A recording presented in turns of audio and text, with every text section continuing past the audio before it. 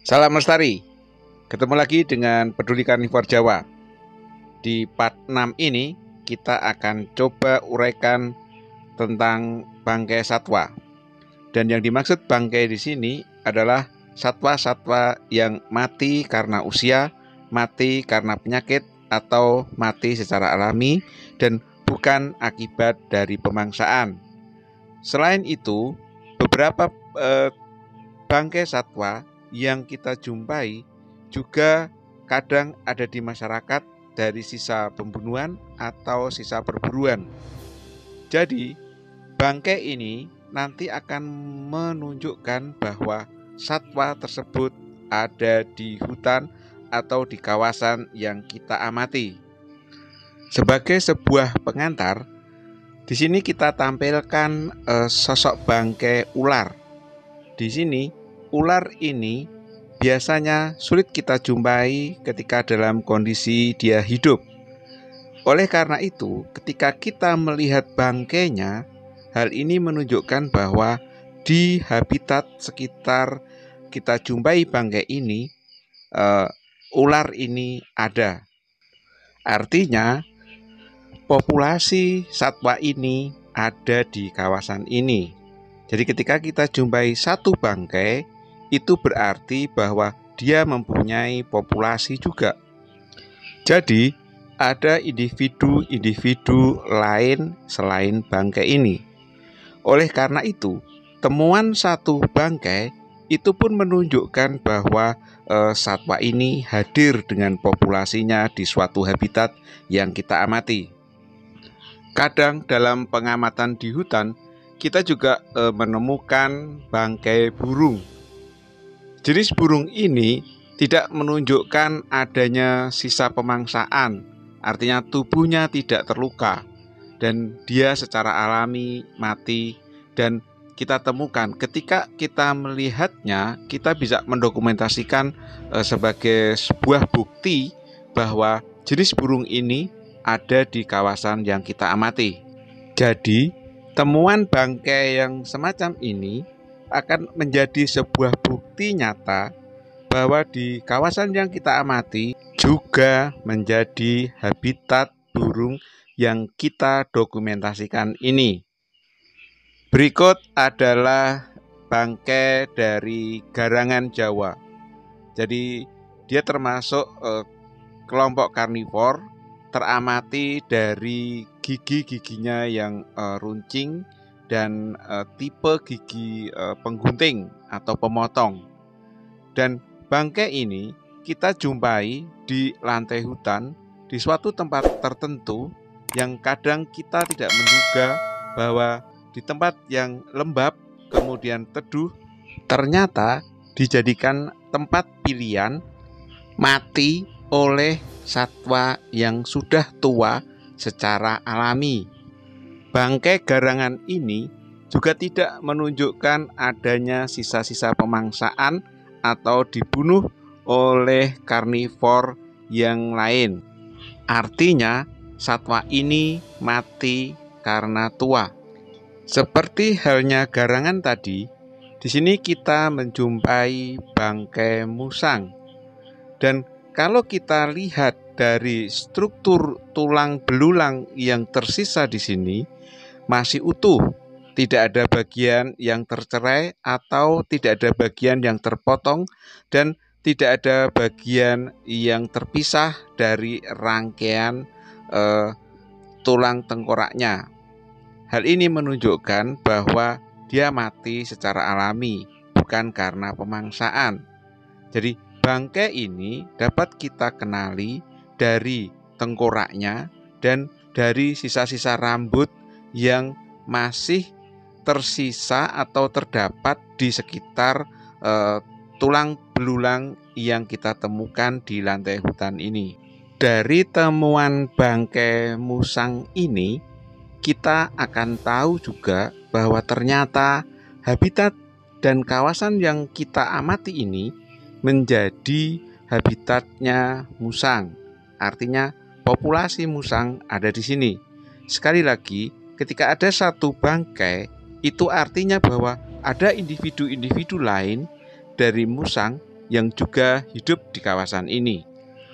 Ada kalanya ketika kita melakukan pemantauan dan pengamatan di dalam hutan, secara tidak sengaja kita bertemu dengan bangkai satwa yang terjerat oleh jerat yang dipasang oleh pemburu. Nah, di sini yang dapat kita pelajari adalah jenis satwa yang terjerat ini. Di sini kita lihat adalah kijang. Dan bangkai ini menunjukkan bahwa di habitat ini menjadi tempat populasi kijang. Dan satu hal yang perlu kita pelajari dari adanya satwa yang mati terjerat ini adalah lintasan satwa. Jadi salah satu bukti kehadiran satwa juga adanya lintasan-lintasan satwa yang mempunyai ciri khas yang khusus, dan penunjuk jenisnya bisa dibantu dengan jejak seperti yang telah kita uraikan di part 1 dulu tentang jejak tapak kaki hewan. Hal lain yang dapat kita lakukan ketika kita menjumpai bangkai yang masih utuh semacam ini dan masih baru, kita dapat melakukan pendokumentasian bentuk dari kukunya, kemudian sampel dari rambut yang dimiliki oleh kijang, sehingga kita akan tahu ketika kita menjumpai kotoran macan, jenis rambut kijangnya seperti apa, kita dapat bandingkan. Dan jejaknya juga dapat kita gunakan untuk sebagai pembanding dari model tipe kuku babi hutan. Jadi, dengan adanya perjumpaan secara tidak langsung bangkai satwa yang terjerat, kita dapat mengoptimalkan sebagai sampel atau sebagai penunjuk yang akan kita gunakan dalam perbandingan dalam temuan-temuan kita berikutnya. Dan satu hal yang tidak kalah pentingnya adalah ketika kita berdekatan dengan kijang ini, kita bisa membaui atau mencium aromanya atau mengenali karakter dari bau kijang ini seperti apa. Meskipun kalau ini sudah menjadi bangkai, bau bangkai seperti apa, kita bisa tahu apakah ini bau kijang, apakah ini bau babi hutan. Untuk aroma satwa nanti kita akan bahas pada part berikutnya. Jadi di sini jelas kita optimalkan indera kita di dalam mencermati kehadiran suatu hewan dengan semaksimal mungkin. Berbeda dengan temuan bangkai kijang yang masih utuh dan baru terjerat, ini juga salah satu contoh dari bangkai kijang yang sudah tinggal tulang belulangnya. Jadi hanya tengkorak, kepala, dan ciri khas dari ranggahnya. Rangga kijang mempunyai perbedaan yang nyata bentuk morfologinya dengan rangga rusa. Foto ini menunjukkan tim yang menemukan bangkai langsung di lapangan. Hal ini menjadi sebuah catatan penting untuk teman-teman nanti lakukan ketika menemukan bukti bangkai di lapangan. Selain sebagai penunjuk bahwa teman-teman yang menemukan bangkai itu secara langsung di alam dan bukan ngambil dari tempat yang lain, tetapi juga bisa menjadi sebuah pembanding atau pengukur antara besarnya tangan, besarnya lengan, atau bagian tubuh kita dengan ukuran satwa atau bangkai satwa yang kita temukan. Bangkai satwa terkadang juga dapat kita jumpai di rumah-rumah warga yang berdekatan dengan kawasan. Tentunya dengan data penguat bahwa ada keterangan dan kesaksian dari warga tersebut bahwa satwa ini diperoleh dari hutan yang kita amati atau dari hutan yang kita pantau.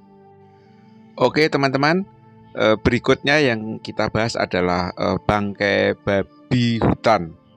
Di sini karakter tengkoraknya sangat khas, gigi-giginya menunjukkan gigi yang memiliki tipe pengunyah atau pelembut. Meskipun di bagian rahang bawahnya itu kita lihat adanya taring, tetapi ini menjadi karakter khas dari taring babi hutan. Pada bangkai ini kita juga jumpai bioindikator, yaitu adanya kerumunan lalat tentara hijau. Dan lalat ini menjadi suatu indikator yang sangat bagus tentang adanya bangkai. Karena lalat ini sangat peka sekali ketika ada hewan yang mati, maka dia akan cepat datang dan mengerubunginya untuk meletakkan telur-telur guna kehidupan berikutnya. Nah, hal ini menjadi yang sangat penting ketika kita di hutan mendengar dengungan suara lalat atau dengungan kerumunan dari lalat tentara hijau ini, baik itu di semak, di rimbunan, dapat kita coba cermati apakah ada bangkai atau tidak.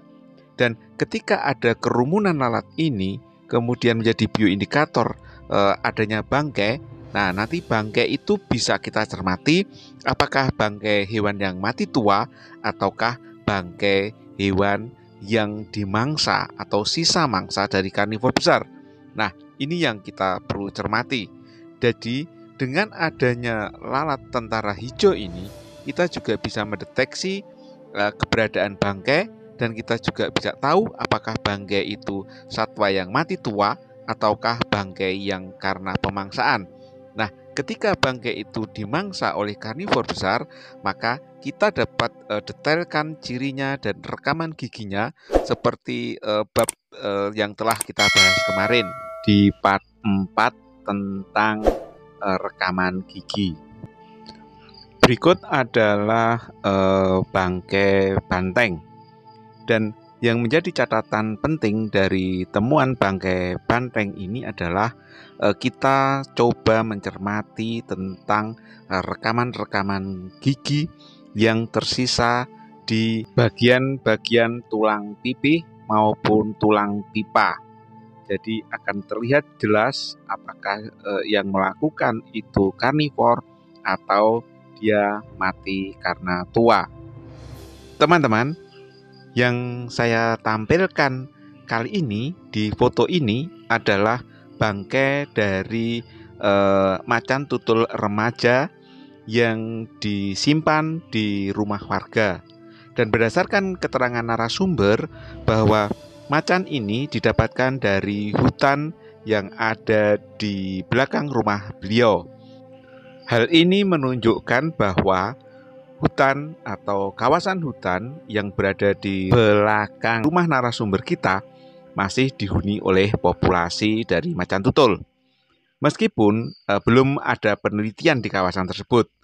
Ini artinya bahwa bangkai itu juga bisa menjadi indikator suatu habitat itu menjadi hunian dari suatu spesies tertentu. Dalam hal ini macan tutul. Walaupun dia bukan kawasan konservasi, walaupun dia bukan kawasan hutan yang dijaga oleh pemerintah, alias hutan rakyat. Karena satwa hidup tidak mengenal batas administrasi yang dibuat oleh manusia. Sebab satwa liar akan mempunyai insting untuk menghuni bentang lahan atau habitat atau kawasan-kawasan yang mendukung kehidupannya. Seperti sisa kulit kepala harimau Jawa yang saya tampilkan dalam foto ini adalah suatu bukti bahwa harimau Jawa ternyata juga menghuni kawasan di Gunung Cermai. Foto ini kita abadikan dari koleksi narasumber kita yang menginformasikan bahwa kulit kepala harimau Jawa ini dibunuh pada tahun 1961 dari kawasan Gunung Cermai.